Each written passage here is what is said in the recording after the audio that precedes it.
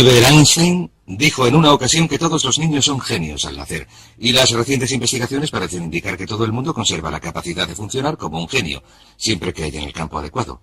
Lo que deseamos decirles en esta sesión es que ustedes son genios. Ustedes tienen la capacidad de funcionar a niveles excepcionales en al menos un campo de su vida, si es que pueden localizarlo. El doctor Howard Gardner, de la Universidad de Harvard, ha escrito un libro llamado Frames of the Mind, Estructuras del Cerebro, en el que estudia el hecho de que en la vida escolar solo se miden dos tipos de inteligencia, la inteligencia matemática y la verbal, y que se considera que uno es inteligente en la medida en que disponga de capacidades matemáticas o verbales. Las pruebas estadounidenses de rendimiento académico, todas las pruebas de ingreso y de selectividad universitarias, se basan en las capacidades verbales y matemática. Pero Gardner ha averiguado que también se puede tener inteligencia artística, inteligencia mecánica, intuitiva, musical, y la más importante de todas para lograr el éxito en la vida, de hecho, una de las bases de este curso es la inteligencia social, la capacidad de llevarse bien con nosotros. Mi hijita Cristina tiene 7 años. Puede que Cristina no saque unas notas extraordinarias en matemáticas o en lectura, pero les diré una cosa. Cuando se trata de llevarse bien con la gente, Cristina es dinamita pura. Y, al ser así, sabemos que siempre que la animen y le den apoyo, nunca tendrá problemas en la vida. Volvamos al punto principal. Usted es un genio. Ese genio, esa inteligencia, esa capacidad creadora, es algo que es suyo por derecho. La creatividad es tan natural para usted como lo es respirar. Y puesto que decimos que todos los niños son genios al nacer, vamos a examinar un par de hechos interesantes. En unos estudios recientes se analizaron los resultados obtenidos en unas pruebas de inteligencia por niños entre 2 y 4 años. Entre los 2 y los 4 años es cuando por primera vez se pueden realizar pruebas de inteligencia, y se pudo ver que, en el 94% de los casos, los resultados indicaban una elevada inteligencia y una elevada creatividad. A continuación se repitieron las pruebas con estos mismos niños a los 7 años, y se vio que solamente en el 4% de los casos los resultados indicaban una elevada inteligencia y una elevada creatividad. ¿Cómo sucedió esto? ¿Por qué este espectacular descenso en la creatividad? Muy sencillo. Entre los 2 y los 4 años y a la edad de 7 años, estos niños hacían cosas, tocaban cosas, las probaban, las olían, se metían en todas partes. A los 2 y 3 años son terribles, a los 4 son fantásticos, etc. Lo que pasó es que averiguaron que cuando hacían esas cosas sus padres se enfadaban, sus profesores se enfadaban, sus hermanos se enfadaban, les gritaban, les daban azotes y les desanimaban a la hora de hacer cosas nuevas, de explorar el mundo con el tipo de entusiasmo que los niños ponen en estas cosas. Averiguaron que si uno quiere salir adelante tiene que hacer lo que se espera de uno, así que con el tiempo se volvieron pasivos. Empezaron a ir al colegio y les sentaron en filas ordenadas. Hablaban cuando levantaban la mano, les decían cuándo podían ir al baño, etc. Pero lo maravilloso es que, aunque esto haya sucedido, la creatividad se sumerge como un río subterráneo, y lo que vamos a hacer en esta sesión es hablar de cómo se le puede hacer volver a la superficie. Por cierto, en la Universidad de Minnesota se realizó un interesante estudio hace algunos años. Este estudio se basaba en una prueba psicológica realizada en la universidad para verificar qué factores llevaban a la creatividad en los niños, y lo que se hizo fue seleccionar a varias madres de la zona urbana de Minneapolis que padecían retraso mental, esto es, sus coeficientes de inteligencia representaban un máximo de 80. Se localizó a cada una de estas madres en un momento en el que estaban teniendo hijos, y se estableció un experimento por el que los estudiantes de la Facultad de Psicología iban a las casas de estas madres, recogían a los niños a una edad temprana, los llevaban a la universidad, los situaban en un entorno donde podían jugar, donde se les estimulaba, oían música, tenían juguetes. Los estudiantes experimentaban con ellos y les mantenían ocupados, los cogían en brazos y jugaban con ellos, etc. Al final de este experimento, y según iba progresando, cuando llegaron a una edad en la que se les pudo hacer una prueba de coeficiente de inteligencia sobre los 5 o 6 años, se averiguó que los resultados de estos niños rondaban los 130 puntos, que, como saben, se aproxima a lo excepcional. Se considera que una persona con un coeficiente de inteligencia de 140 es un genio. Un coeficiente de inteligencia de 130 está algunos puntos por debajo de lo que se necesita para ser clasificado en el nivel superior. Cuando se les repitieron las pruebas, un par de años después, el resultado medio fue un coeficiente de inteligencia de 132 puntos. ¿Cuál era la clave? ¿Cuál era la clave para este increíble desarrollo de la mentalidad? Averiguaron que la clave era la estimulación. La clave era la estimulación. Averiguaron que durante los años iniciales de formación de un niño, el nivel de inteligencia y creatividad que se desarrolla está en proporción directa con la calidad y la cantidad de estimulación que un niño recibe. ¿Qué significa esto para ustedes y para mí? Pues significa que si tienen niños, lo mejor que pueden hacer es suministrarles un entorno que los estimule. Significa que si desean ser una persona muy creadora, lo mejor que pueden hacer para ustedes mismos es suministrarse una dieta que les estimule. Distintos libros, cintas, ideas, personas, situaciones, entornos. Incluso el hecho de utilizar rutas distintas para ir al trabajo tiende a ayudarnos a romper con nuestra rutina y con nuestra zona cómoda y a hacernos pensar de manera diferente. Hay algo conocido como la ley del uso, o un principio denominado la ley del uso. La ley del uso aplicada a un músculo físico dice que, si no se utiliza, se pierde. Si no se utiliza un músculo durante un periodo de tiempo, se atrofia y no se puede utilizar. La ley del uso también se aplica mentalmente a su nivel de creatividad. Dice que si uno no utiliza su creatividad, ésta se atrofiará al igual que lo haría un músculo. Pero una cosa maravillosa que hemos averiguado, en un caso tras otro, es que si uno empieza a poner a prueba su creatividad, si empieza a exigirle cosas al igual que lo haría con un músculo, si empezara a levantar pesos, si empieza a exigirle cosas, empezará a entrar en acción, empezará a hacerla moverse y, si lo prefiere, a estimularla con nuevas ideas y pensamientos. Así que la clave consiste en empezar a estimular su mente alimentándola con todo tipo de cosas que hagan que rompa con la rutina habitual. Hay otro aspecto interesante de la creatividad que resulta importante: el lenguaje. Una de nuestras averiguaciones consiste en que una de las correlaciones más estrechas en nuestra sociedad, la correlación directa con el éxito en cualquier campo, es la que existe entre el éxito y el conocimiento verbal. La persona media de habla inglesa utiliza menos de 1.200 palabras en su vocabulario diario, de un total de unas 500.000 palabras posibles. Hemos averiguado que el nivel de creatividad y de inteligencia del individuo están en proporción directa con el número de palabras cuyo significado conoce y que puede utilizar en una conversación. Por cierto, existen dos tipos de palabras: las que nunca se utilizan en la conversación, las que solamente se leen, pero también existen las que utilizamos continuamente en la conversación. La persona media solamente emplea 1.200. El niño medio, hasta los 5 años de edad, aprende a identificar y conocer el significado de unas 5.000 palabras. El adulto medio aprende 5.000 palabras al año, de modo que cuantas más palabras se aprendan, más creador se hace el individuo. Lo que nos lleva a otra ley, denominada la ley de la creatividad. La ley de la creatividad dice que en la vida actual todo se inicia con las ideas, El éxito, el progreso, la felicidad, la prosperidad, el desarrollo de la vida de uno, dependen directamente de la calidad y cantidad de ideas que se desarrollen. Y lo que es sorprendente, si uno se centra en la cantidad de ideas, y yo he dedicado una enorme cantidad de trabajo al pensamiento creador, si uno se centra en la cantidad de ideas, se dará cuenta de que la calidad de las ideas es función de su cantidad. Hay quienes dicen que solamente van a desarrollar unas cuantas ideas. Esta es la gente con miedo al fracaso, con miedo al rechazo. Si uno se centra en generar una elevada cantidad de ideas nuevas que de algún modo mejorarán las cosas, ¿qué es la creatividad? La creatividad es la capacidad de producir mejoras.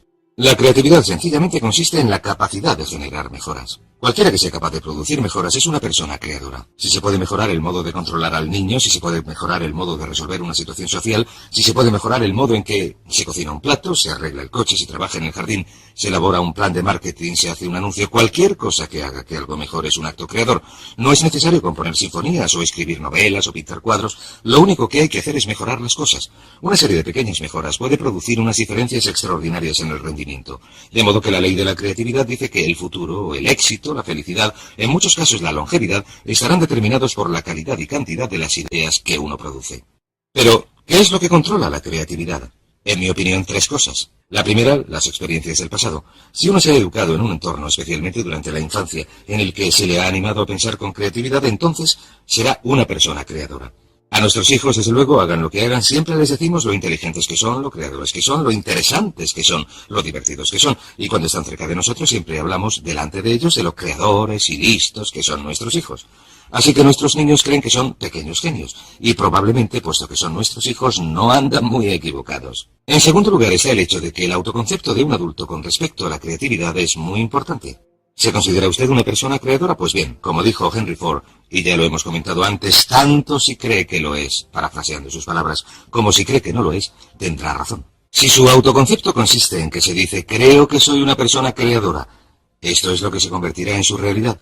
La mayoría de la gente cree que no son especialmente creadores sencillamente porque no han puesto a prueba sus capacidades creadoras desde hace tiempo. El tercer campo que determina su creatividad es su entorno actual. Si usted está en un entorno que fomenta la creatividad, que fomenta las ideas nuevas, verá que se le ocurren ideas.